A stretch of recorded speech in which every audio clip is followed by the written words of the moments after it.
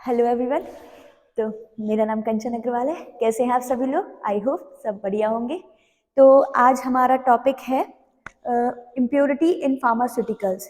ये हमारा lecture number 5 है फार्मास्यूटिकल केमिस्ट्री का। इसके पहले के जो 4 लेक्चर थे वो आपके सौरभ सर ने ले लिए थे, तो इसके आगे से हम कंटिन्यू करेंगे। सबसे पहले हम वर्ड का मतलब समझते हैं कि इम्प्योरिटीज इन फार्मास्यूटिकल्स का मतलब क्या होता है। इम्प्योरिटीज मतलब क्या होता है? सबसे पहला वर्ड आता है इम्प्योरिटी। तो हमें जानना होगा इम्प्योरिटी मतलब क्या होता है। अब प्योर, प्योर को हम क्या कहते हैं? शुद्ध, साफ, अच्छा, साफ सुथरा, शुद्ध, उसको हम प्योर कहते हैं। अब इसमें लग जाए इम्प्योर, इम्प्योर उल्टा, प्योर का उल्टा, साफ का गंदा, तो खराब, शुद्ध का खराब, बिल्कुल खराब हो जाना, उल्टा हो जाना, इम्प्योर। और इम्प्योरिटी मतलब वही खराबी आना, कोई भी सब्सटेंस, कोई भी केमिकल, हम कोई भी फॉर्मुलेशन बना रहे, कुछ भी बना रहे, वो चीज़ खराब हो जाना, उसके फॉर्मुलेशन में खराबी आना, या कोई केमिकल्स रिएजेंट हो जाना, केमिकल्स का रिएक्ट कर जाना, कुछ भी हो जाना, वो हमारी इम्प्योरिटी कहलाएगी, जो उसमें निकल के आएगी। अब फार्मास्यूटिकल मतलब क्या होता है? हमें पता है, हम फार्मेसी फील्ड के हैं बच्चे, तो हमें पता है कि फार्मेसी में प्रोडक्ट्स बनते हैं, दवाइयाँ बनती हैं, मेडिसिन बनती हैं। मेडिसिन के बनते के समय कई सारे एडल्ट्रेशंस आ जाते हैं, कई सारी खराबी आ जाती है। कोई भी फॉर्मुलेशन बनाया, हमने पीसीएम बनाया, पीसीएम में डिफेक्ट्स आ गए, तो फार्मास्यूटिकल्स मतलब हम प्रोडक्ट कह सकते हैं। कोई भी प्रोडक्ट बना रहे, कोई भी इंग्रेडिएंट बना रहे, कुछ भी बना रहे, तो जो भी इम्प्योरिटीज हमारे फार्मास्यूटिकल प्रोडक्ट्स में आती है, उसे हम वही पढ़ना है हमें आज, इम्प्योरिटीज इन फार्मास्यूटिकल्स। ठीक है, सबसे पहले जान लिया हमने इम्प्योरिटीज को वर्ड में, पर हमें डेफिनेशन, क्योंकि एग्जाम में हमें डेफिनेशन ही लिखनी पड़ेगी। Impurity is an unwanted substance or any foreign substance present in pharmaceutical and make it impure. कोई भी अनवांटेड सब्सटेंस जो हमें नहीं पता। अब हम कोई भी चीज़ बनाएंगे तो वो हम खुद सोच के तो बनाएंगे नहीं, खराब है, खराब बनाना है या बेकार बनाना है। तो कोई भी अनवांटेड सब्सटेंस हम नहीं चाहते थे कि ये खराब हो, फिर भी हमारी फॉर्मुलेशन में वो चीज़ खराब हो रही है, हम बना रहे हैं, वो चीज़ खराब हो रही, अनवांटेड, हम नहीं चाहते थे, हमें चाहने के बिना हुआ, कोई भी इम्प्योरिटीज आई सिस्टम से, कोई भी इम्प्योर सब्सटेंस आया, हमारी फॉर्मुलेशन खराब हुई, तो उसकी वजह से हमारा प्रोडक्ट खराब हुआ, उसको हम इम्प्योरिटी कहते हैं।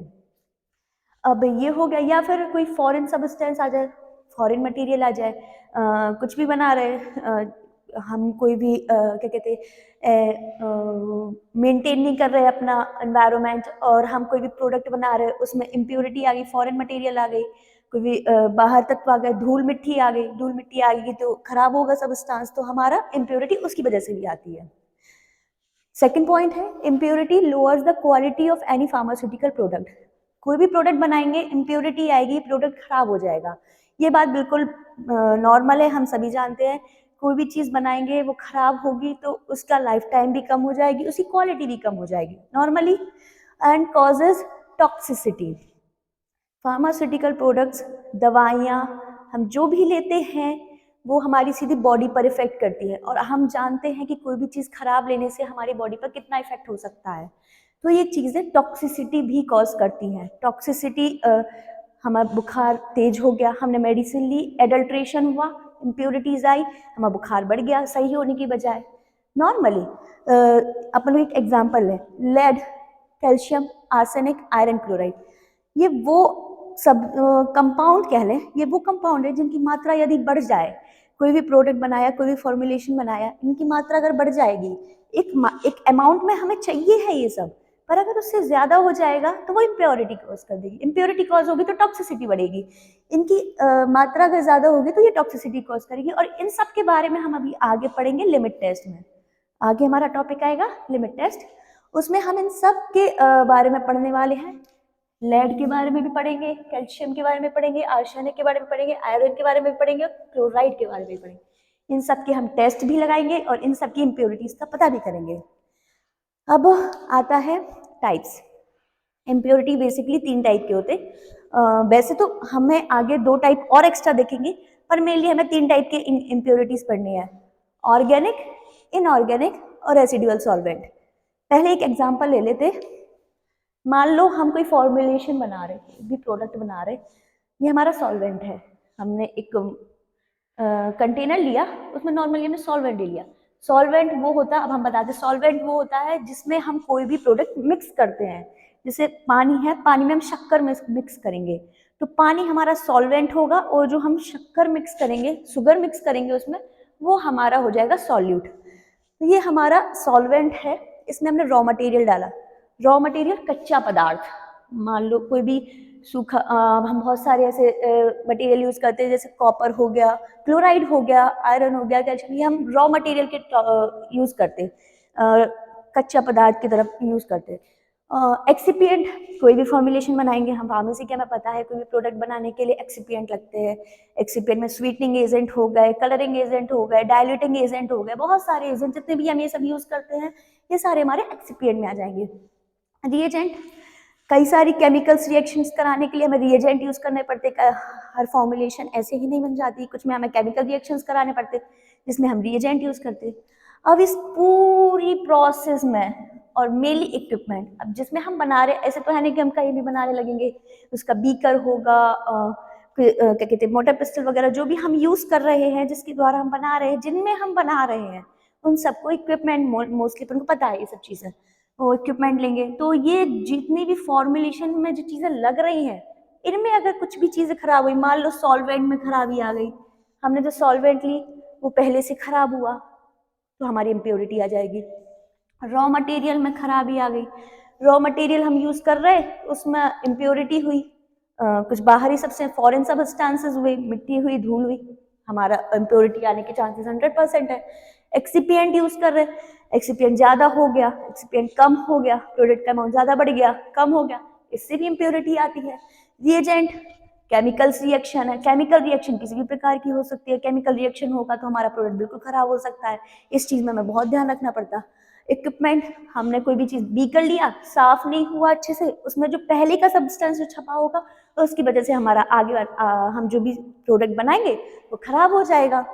तो और एक और कि जब हम ये सब प्रोसेस कर रहे होते हैं, तो बनाते बनाते में खराब हो जाता है, हम कोई भी प्रोडक्ट बना रहे हैं, बनाते बनाते में खराब हो गया, तो वो इन सब का पूरा हो गया इम्प्योरिटीज जो आती है हमारी फॉर्मुलेशन के दौरान।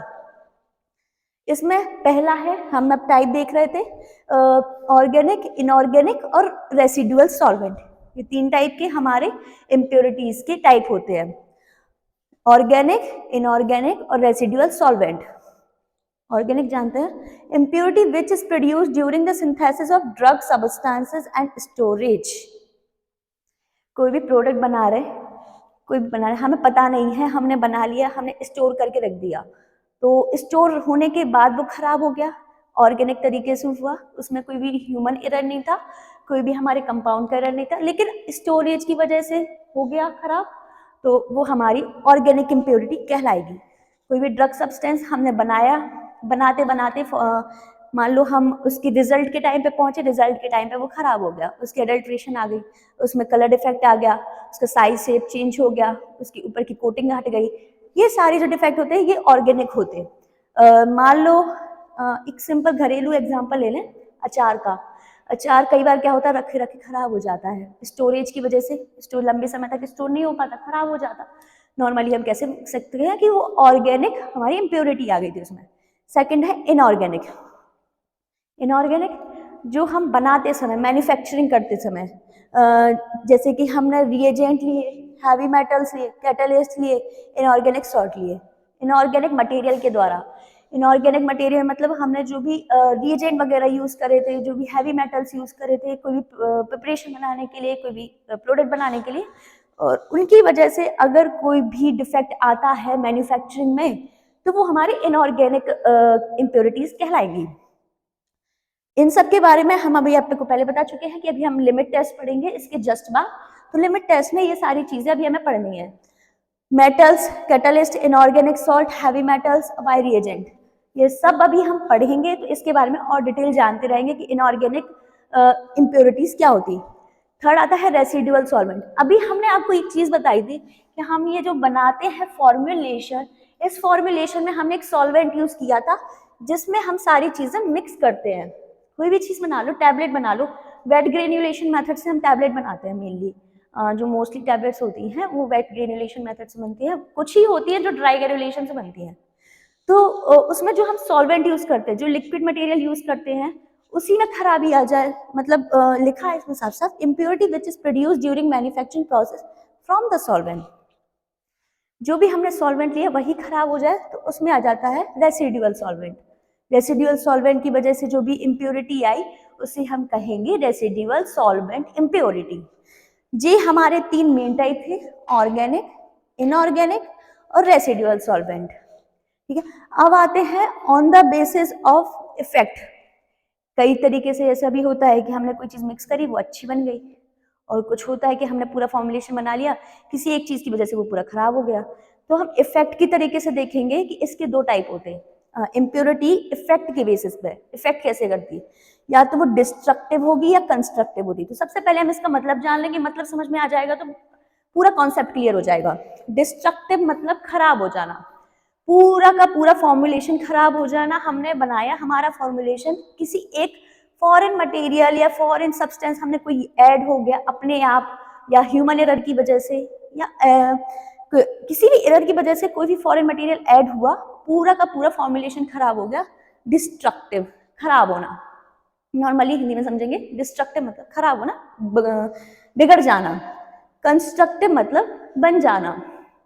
अब हमने कोई भी फॉर्मुलेशन बनाया, कुछ भी बनाया, मान लो हमने कोई टैबलेट बनाई, पीसीएम ही ले ले रहे, पैरासीटामोल बनाई। अब उसमें हमने कोई एक ऐसा सब्सटेंस आ गया जो हम ऐड नहीं करना चाहते थे, लेकिन वो ऐड हो गया, लेकिन उसकी वजह से हमारा जो पीसीएम बनी उसका इफेक्ट बढ़ गया, वो अच्छी हो गई, तो वो हमारा कंस्ट्रक्टिव होगा। बाय द इफेक्ट, डिस्ट्रक्टिव और कंस्ट्रक्टिव। इतना समझ में आ गया? एक बार फिर से रिकॉल कर लेते हैं। हमने इम्प्योरिटी के बारे में समझा। इम्प्योरिटी कोई भी अनवांटेड सब्सटेंस या फॉरेन सब्सटेंस हमारे एवोल्यूशन में, हमारे रिएजेंट में या हमारे फॉर्मुलेशन में, हमारे प्रोडक्ट में आ जाना, जिसकी वजह से हमारे प्रोडक्ट का खराब हो जाना, वो इम्प्योरिटी है नॉर्मली। ये क्वालिटी को कम कर देता है, ये चीज पॉइंट इंपॉर्टेंट है। इम्प्योरिटी हमारे प्रोडक्ट की क्वालिटी को बिल्कुल कम कर देता है, खराब कर देता है, और ये टॉक्सिसिटी कॉज करता।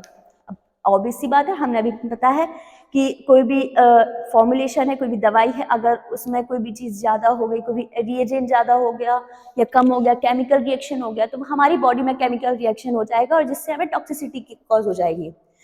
इन सब के बारे में lead, calcium, arsenic, iron, chloride, ये इनकी वजह से टॉक्सिसिटी होती है। ये हमारे कुछ रिएजेंट है जिनके बारे में हम आगे पढ़ेंगे लिमिट टेस्ट में, तो इसमें अभी तक फोकस मत करिए। तो ये चीज़, अगर ये इनकी वजह से टॉक्सिसिटी कॉज होती है। फिर हमने इसके टाइप देखे, ऑर्गेनिक, इनऑर्गेनिक और रेसिडुअल सॉल्वेंट। ऑर्गेनिक जो कि हमने स्टोर करके रख लिया, हमारा प्रोडक्ट बन गया, स्टोरेज में खराब हो गया, और सिंथेसिस ऑफ ड्रग सब्सटेंस, कोई भी ड्रग सिंथेसाइज हुई, वो नेचुरल तरीके से अगर कोई चीज़ खराब हो रही है हमारी विदाउट ह्यूमन एरर की वजह से, तो वो हमारा ऑर्गेनिक हो गया। इनऑर्गेनिक में मैन्युफैक्चरिंग के दौरान हमने कोई चीज़ बना रहे हैं, रिएजेंट की वजह से, हैवी मेटल्स की वजह से खराब हो, इनऑर्गेनिक हो गया। रेसिडुअल, हमें पता है हमने जो भी सॉल्वेंट यूज कर रहे थे, जिसमें हम सारी चीजें मिक्स कर रहे थे, उस सॉल्वेंट में खराबी हुई तो वो रेसिडुअल सॉल्वेंट इम्प्योरिटी हो गई। और by effect destructive and constructive. Destructive खराब कर देना, पूरी चीज को बिगाड़ देना, और कंस्ट्रक्टिव बना देना। नेक्स्ट हम आते हैं सोर्स ऑफ इम्प्योरिटी। सिलेबस में आपके है ये सोर्स ऑफ इम्प्योरिटी और इफेक्ट्स, डी फार्मा के सिलेबस में है। सोर्स ऑफ इम्प्योरिटीज क्या है? Various sources of impurities. Sources कहाँ से आती हैं इम्प्योरिटीज, कहाँ से आ सकती हैं इम्प्योरिटीज? हम कोई भी फॉर्मुलेशन बना रहे हैं, हमने कोई भी चीज़ बनाई, नॉर्मली एक सिरप बनाया, सिरप बनाने में हमें क्या क्या चीज़ें लगती हैं? बीकर लगेगा, जो उसमें रिएजेंट यूज होंगे वो लगेंगे, रॉ मटेरियल्स यूज होंगे वो लगेंगे, सॉल्वेंट लगेगा, एक्सिपिएंट्स लगेंगे। तो जो ये सब चीज़ें लग रही हैं, हमारी इम्प्योरिटी इन्हीं की वजह से आती है। अब लो हम ऐसे नॉर्मल किसी भी कहीं भी बना रहे, हम प्योरिटी मेंटेन करके नहीं रख रहे, हेपा फिल्टर्स वगैरह नहीं लगा रहे, तो इम्प्योरिटी आएगी। ये पॉइंट्स है ड्यूरिंग मैन्युफैक्चरिंग। फर्स्ट पॉइंट है ड्यूरिंग मैन्युफैक्चरिंग। हम कोई भी प्रोडक्ट बना रहे हैं, नॉर्मली हमने बनाया, सायरप बनाया, सायरप बनाते बनाते उसमें इम्प्योरिटी आ गई, कोई भी फॉरेन सब्सटेंस आ गया, कुछ भी मिक्स हो गया, रिएजेंट थोड़ा ज़्यादा हो गया। मैन्युफैक्चरिंग के टाइम पे जो भी डिफेक्ट्स आएंगे वो हो जाएंगे ड्यूरिंग मैन्युफैक्चरिंग इम्प्योरिटी आई हमारी। सेकेंड है रॉ मटेरियल, हम जो भी रॉ मटेरियल यूज कर रहे हैं, जैसे मान लो हमने क्लोराइड यूज किया, आयरन यूज किया कोई भी प्रोडक्ट बनाने के लिए, क्लोराइड आयरन ये सब यूज करने के लिए हमारे रॉ मटेरियल हो जाएंगे। कच्चा पदार्थ इनकी वजह से यूज करने की वजह से हमारे प्रोडक्ट में खराबी आना, एक्सपायर्ड निकला, हमने जो भी मटेरियल यूज किया वो एक्सपायरी डेट का था लेकिन हमने ध्यान नहीं दिया और हमने यूज कर लिया अपने प्रोडक्ट बनाने में, तो हमारा इम्प्योरिटी आने के चांसेस होंगे और हमारा प्रोडक्ट खराब हो जाएगा।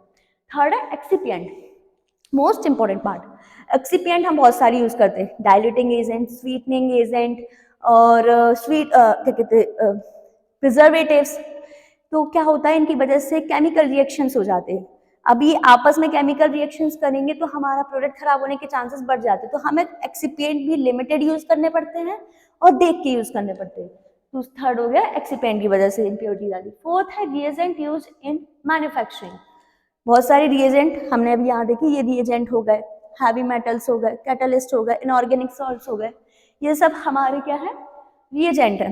ये रिएजेंट हम यूज कर रहे हैं मैन्युफैक्चरिंग में। अब हमने जो भी मैन्युफैक्चरिंग में रिएजेंट यूज करे उसमें केमिकल रिएक्शन होने के चांसेस ज्यादा हो, उसमें टेम्परेचर का इफेक्ट हो गया हो, टेम्परेचर की वजह से उसमें ह्यूमिडिटी आ गई हो, ह्यूमिडिटी की वजह से अगर हम वो ह्यूमिड अगर हमें ड्राई फॉर्म में चाहिए और वो ह्यूमिड फॉर्म में हुआ और हमने वो चीज़ अपने प्रोडक्ट में यूज़ कर ली, अब वो यूज़ करेंगे तो हमारा प्रोडक्ट खराब हो जाएगा। तो नॉर्मली रिएजेंट की वजह से भी हमारी इम्प्योरिटीज आती हैं। फिफ्थ पॉइंट है हमारा एनवायरमेंटल रिलेटेड, टेम्परेचर, ह्यूमिडिटी, हम प्रोडक्ट बना रहे हैं, हमने प्रोडक्ट स्टोर करके रख दिया, अब स्टोरेज की एक कंडीशन होती, कोई भी लेबल देखना, जैसे हम कोई भी सायरप वगैरह लाते तो उसमें लिखा रहता store at cold temperature, store at normal room temperature.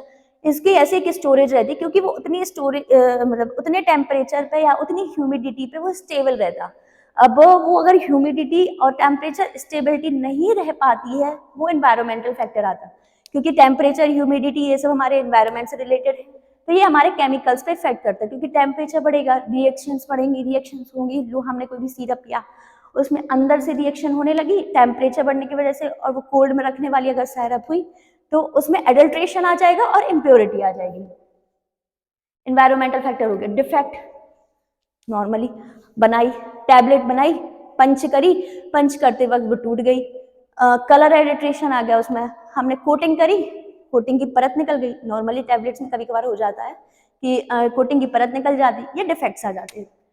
फिर सेवेंथ है हमारा मैन्युफैक्चरिंग हजार्ड, हजार्ड अकाल पड़ जाना, मैन्युफैक्चरिंग हजार्ड। अब हम बना रहे हैं इक्विपमेंट, मतलब हम जो मशीन यूज कर रहे हैं, मशीन बीच में खराब हो गई, मशीन हम ऑटोक्लेव, पंचिंग मशीन, कोई भी मशीन अगर हम यूज कर रहे हैं वो मशीन बीच में खराब हो गई, हमारे प्रोडक्ट्स को स्टे करवाना पड़ा, टाइम बढ़ेगा, इसकी वजह से मैन्युफैक्चरिंग हजार्ड की वजह से हमारा प्रोडक्ट खराब हो जाएगा।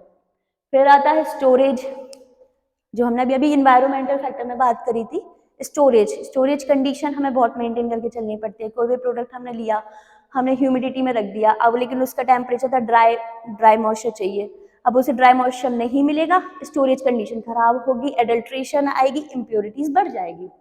फिर आता है एक्सीडेंटल, कई सारे डिफेक्ट्स आते हैं एक्सीडेंटल, ह्यूमन एरर एक एक्सीडेंटल है, हमें 10 ग्राम लेना था कोई भी मटेरियल, हमने सब्सटेंस हमने 10 ग्राम की जगह 11 ग्राम ले लिया, हो गया एक्सीडेंटल, हो गया। एक्सीडेंटल एरर्स हटाए जा सकते हैं, ये एक्सीडेंटल एरर ह्यूमन एरर्स मान सकते हैं अपन।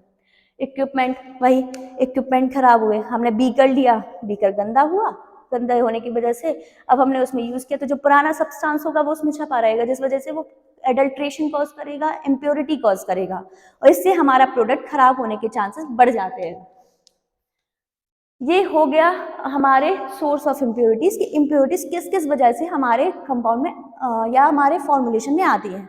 अब इम्प्योरिटी आने की वजह से इफेक्ट क्या होता है, नॉर्मली हम इफेक्ट देख लेते, little amount of impurity always remain in material, हल्के अमाउंट में इम्प्योरिटीज मटेरियल में प्रेजेंट होती है। जैसे हम नॉर्मली कोई भी प्रोडक्ट 100% श्योर या 100% प्योर नहीं होता, कोई भी प्रोडक्ट हम बना रहे हैं तो उसमें थोड़ा बहुत इम्प्योरिटी रहेगी, पर अगर इम्प्योरिटी एक परसेंटेज जैसे +-2 के ऊपर चली गई, नीचे चली गई, इसकी वजह से अगर इम्प्योरिटी बढ़ जाती है, एक्सेस हुई, बढ़ गई, तो वो टॉक्सिसिटी कॉज कर देती है।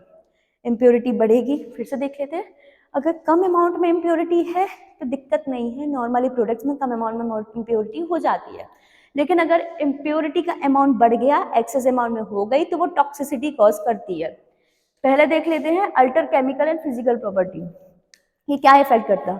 ये केमिकल और फिजिकल प्रॉपर्टी को खराब कर देता। नॉर्मली फिजिकल प्रॉपर्टी, कलर बिगाड़ देगा, टेक्सचर बिगाड़ देगा। टैबलेट बनाई, टैबलेट में डिफेक्ट आ गए, टैबलेट के कहीं पे कलर, ऊपर कलरिंग टैबलेट बनाई, कलरिंग टैबलेट में कहीं पे कलर ज्यादा आ गया, कहीं पे कलर कम आ गया। ये हमारे एडल्ट्रेशन और इम्प्योरिटी की वजह से हुआ। केमिकल रिएक्शंस हो गई, केमिकल रिएक्शंस हो गई, कोटिंग फट जाएगी। अगर हमने कोटिंग टैबलेट बनाई है, कोटिंग टैबलेट खराब हो जाएगी, केमिकल्स रिएक्शंस हो जाएंगे, केमिकल रिएक्शंस की वजह से टैबलेट खराब हो जाएगी, उसकी वजह से हमारी बॉडी पे इफेक्ट देगा और जिसकी वजह से हमें टॉक्सिसिटी होगी। सेकंड है मेक थेराप्यूटिक इनएक्टिव। हमें जानते हैं एक थेराप्यूटिक इंडेक्स होता, नॉर्मली यहाँ देख लेते हैं, ये है, ये हाई रेट है। हमारी ड्रग यहाँ तक गई और यहाँ से इफेक्ट देना स्टार्ट करती है, नॉर्मली ये चीज़ हमें पता है। लेकिन अगर हमारी ड्रग में थेराप्यूटिक मतलब इम्प्योरिटी हुई, हमारी ड्रग में इम्प्योरिटी होगी तो ये इफेक्ट नहीं जाएगा, ये मिनिमम लेवल तक ही रह जाएगा। ये मिनिमम है और ये मैक्सिमम है, इस लेवल को क्रॉस नहीं करना चाहिए थेराप्यूटिक इंडेक्स को। तो अगर यहाँ तक जाती थी, इम्प्योरिटी हुई, तो यहाँ तक भी नहीं पहुंची, मतलब जितना इफेक्ट हमें ड्रग का चाहिए था उतना नहीं मिलेगा। कोई भी ड्रग अपन ने ली, उसका इफेक्ट हमें जितना चाहिए रहता है, जितनी हाई लेवल तक जाता है, जितने समय तक हमारी बॉडी में रहता है, उतने समय तक अगर हमें उसका इफेक्ट नहीं मिलेगा तो उसका कोई फायदा नहीं है, वो थेराप्यूटिक इंडेक्स उसका कम हो जाता। तो यही पॉइंट हमने देखा यहाँ पे, मेक थेराप्यूटिक इनएक्टिव, इनएक्टिव कर देता है, थेराप्यूटिक इंडेक्स का लो कर देता है। हमने कोई भी ड्रग ली तो वो मैक्सिमम तक नहीं पहुंच पाती, मिनिमम से नीचे आ जाती है या थोड़ा सा मिनिमम के ऊपर जाती है, जहां से हमें इफेक्ट नहीं मिलता तो कोई असर भी नहीं करेगी। और अगर ये इसकी ऊपर से निकल गई, इम्प्योरिटी की वजह से हो सकता है इम्प्योरिटी ज्यादा हो गई, ये टॉक्सिसिटी कॉज करके मैक्सिमम लेवल के ऊपर चली गई, तो ये हमें बहुत ज्यादा टॉक्सिसिटी कॉज कर सकता है और हमारी स्किन पे इसका इफेक्ट दिख सकता है और हमारी बॉडी पर भी। थर्ड पॉइंट है self life of the substance, reduce self life of the substance, reduce mainly reduce self life of the substance. Her drug की एक सेल्फ लाइफ होती, सेल्फ लाइफ मतलब कितने समय तक वो बॉडी में रहेगी, कितने समय तक वो असर दिखाएगी। कोई भी ड्रग होती एक लिमिटेड टाइम के बाद वो असर दिखाना स्टार्ट करती है और एक लिमिटेड टाइम तक वो असर दिखाती है। तो वो चीज हमें पता चलती है अगर इम्प्योरिटी होगी और उस ड्रग की हमारे पास, मान लो हमने कोई ड्रग ली और उसकी सेल्फ लाइफ है 6 आवर्स, लेकिन अगर हमने प्रोडक्ट में इम्प्योरिटी प्रेजेंट हुई तो ये उसकी सेल्फ लाइफ को कम कर देगा, ये 6 आवर टू 4 आवर कर सकता है, 5 आवर्स कर सकता है। तो ये रिड्यूस कर देता है सेल्फ लाइफ सब्सटेंस की। अगर इम्प्योरिटी प्रेजेंट होगी तो उस अपने प्रोडक्ट की, अपने ड्रग की, अपने सब्सटेंस की सेल्फ लाइफ कम हो जाएगी। फोर्थ पॉइंट आता है चेंज कलर ऑर्डर टेस्ट। पता है, हम जानते हैं हमारे में इम्प्योरिटी आएगी, कलर बदल जाएगा। कलर बदलते देखे हैं हमने बहुत सारे ड्रग्स वगैरह के, कोई भी टैबलेट देखी है तो टैबलेट के कलर चेंज हो जाते हैं, टेस्ट बदल जाता, कड़वा हो जाता, मतलब एकदम से उसकी कोटिंग हट जाती, कोटिंग हटने की वजह से उसका जो अंदर का बिटर टेस्ट होता वो बाहर आने लगता कोटिंग फटने की वजह से, और टेक्सचर खराब हो जाता, ऑर्डर आने लगती, ऑर्डर मतलब स्मेल। कई ड्रग को हम लोग स्मेल की वजह से और टेस्ट की वजह से हम उसको कोटिंग कर देते थे, तो अब कोटिंग फट जाएगी, इम्प्योरिटी आएगी, एडल्ट्रेशन होगा, एडल्ट्रेशन की वजह से उसकी कवरिंग फटेगी, कवरिंग मतलब कोटिंग हट जाएगी, कोटिंग हटेगी तो हमारा कलर, ऑर्डर और टेस्ट बिगड़ जाएगा। फिर अनहाइजेनिक, नॉर्मल सी बात है, इम्प्योरिटी होगी तो अनहाइजेनिक हो जाएगा। हाइजीन मतलब साफ सुथरा, हाइजीनिक कंडीशन, नॉर्मली हमें पता है हाइजीन मतलब सैनिटाइज्ड होना, हाइजीनिक होना, साफ होना। अनहाइजेनिक हो जाती लेकिन टैबलेट इम्प्योरिटी की वजह से। हम अभी टॉपिक कौन सा पढ़ रहे हैं, इम्प्योरिटी, तो इम्प्योरिटी की वजह से हमारी ड्रग अनहाइजेनिक हो जाती। और सबसे लास्ट अनफिट टू यूज। अब इम्प्योरिटी आएगी हमारी प्रोडक्ट खराब होगी और वो हमारे लिए यूजफुल नहीं रहेगी। नॉर्मली हम ये चीज देख चुके थे, एक बार फिर से रिकॉल कर लेते हैं। सोर्सेज हमने देख लिए थे, ड्यूरिंग मैन्युफैक्चरिंग कोई भी ड्रग हम बना रहे हैं, मैन्युफैक्चरिंग के टाइम खराब हो जाती है, मैन्युफैक्चरिंग करते करते कुछ भी फॉरेन मटेरियल आ जाता है जिस वजह से मैन्युफैक्चरिंग की वजह से खराब हो जाती है। रॉ मटेरियल, कोई भी रॉ मटेरियल कच्चा पदार्थ हम यूज कर रहे हैं, उस कच्चा पदार्थ यूज करने की वजह से हमारे में इम्प्योरिटी आ गई, इम्प्योरिटी की वजह से प्रोडक्ट खराब हो गया। थर्ड है एक्सिपिएंट। एक्सिपिएंट हम यूज करते हैं, स्वीटनिंग एजेंट हो गए, बाइंडिंग एजेंट हो गए, डाइल्यूटिंग एजेंट हो गए, ये सारे हम स्वीटनिंग एजेंट वगैरह ये सब यूज करते हैं एक्सिपिएंट के तौर पे। अब एक्सिपिएंट ज्यादा हो गया, कम हो गया, हमें जितना नहीं चाहिए था उससे डबल हो गया, इस वजह से भी इम्प्योरिटी आ जाती है और इम्प्योरिटी की वजह से एडल्ट्रेशन आता, प्रोडक्ट खराब हो जाता है जो टॉक्सिसिटी कॉज करता है। रिएजेंट यूज इन मैन्युफैक्चरिंग, हम रिएजेंट यूज करते ही करते हैं, कोई भी प्रोडक्ट बनाएंगे उसमें रिएजेंट यूज होंगे क्योंकि केमिकल रिएक्शंस हमें चाहिए होती है, केमिकल रिएक्शंस के बिना कोई भी ड्रग कंप्लीट नहीं होती। तो रिएजेंट्स अगर हम यूज कर रहे हैं और रिएजेंट में एडल्ट्रेशन है तो उसकी वजह से प्रोडक्ट खराब हो जाता है हमारा। एनवायरमेंटल रिलेटेड बेसिक है, एनवायरमेंट टेम्परेचर, एकदम से टेम्परेचर हाई हो गया, हम कोई भी प्रोडक्ट बना रहे हैं ह्यूमिडिटी वाला, अगर उसे प्रॉपर टेम्परेचर नहीं मिलेगा वो खराब हो जाएगा। फिर आया डिफेक्ट, नॉर्मली टैबलेट वगैरह में डिफेक्ट आएगी तो हमारे इनगल्फ करने के बाद, हमारे लेने के बाद उसकी कोटिंग हट जाएगी, अगर कोटिंग टैबलेट ली वो हट गई कोटिंग तो वो जल्द रिलीज हो जाएगी जिससे हमें टॉक्सिसिटी कॉज हो सकती है।